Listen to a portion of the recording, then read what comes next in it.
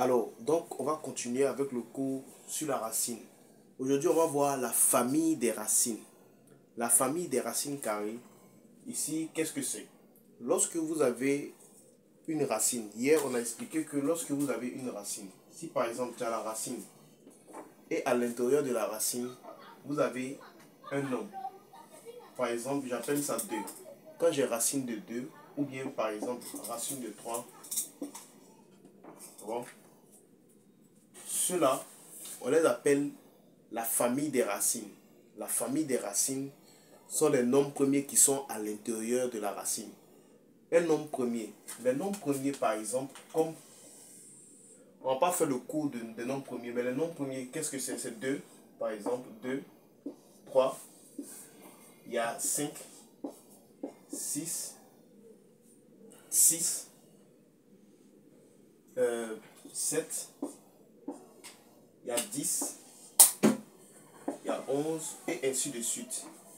Il y a 11, 15, 19, 15, 17, 19. Voilà. Donc, ceux-là, on les appelle les nombres premiers. Lorsque vous avez un nombre premier,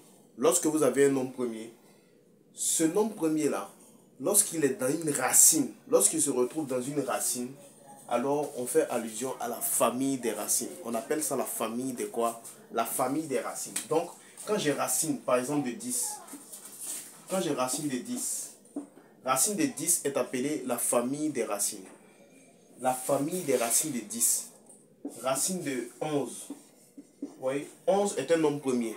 Donc, quand 11 se retrouve à l'intérieur de la famille des racines, alors on appelle la famille des racines de 11. On prend 7. 7 est un nombre premier. Comme 7 est un nombre premier, alors quoi? 7 est quoi? Si 7 se retrouve à l'intérieur d'une racine, alors 7 devient quoi? 7 devient une famille des racines.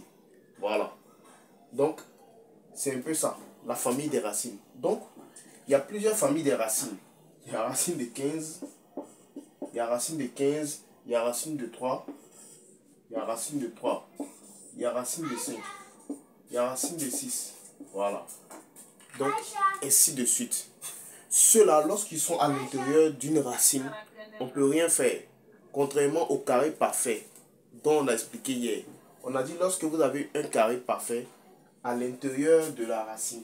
Par exemple, quand tu as un carré parfait, 9 est un carré parfait. 9 est un carré parfait. Quand 9 est un carré parfait, à l'intérieur de la racine, il y a 9 qui est un carré parfait. Alors quoi? On remplace 9 par son carré parfait. Le carré parfait de 9 là, c'est 3 carrés. Donc on remplace qui va être égal à quoi? Racine de quoi? 3 carrés comme ça. Voilà. Ça va donner racine de 3 carrés. Le carré annule la racine. Il va nous rester quoi maintenant? Il va nous rester 3. Voilà. Ça, le cas de 9 là. Je précise bien que le cas de 9 est différent du cas de quoi? De la famille des racines. Lorsque vous avez un nombre premier et que à l'intérieur, ce nombre premier là est à l'intérieur d'une racine, par exemple, racine de 2. Vous voyez, 2 est un nombre premier. 2 se retrouve à l'intérieur de la racine. Alors quoi? On peut rien faire. On parle de famille de quoi? La famille des racines. Donc, j'espère que vous avez bien compris pour cette vidéo. Donc,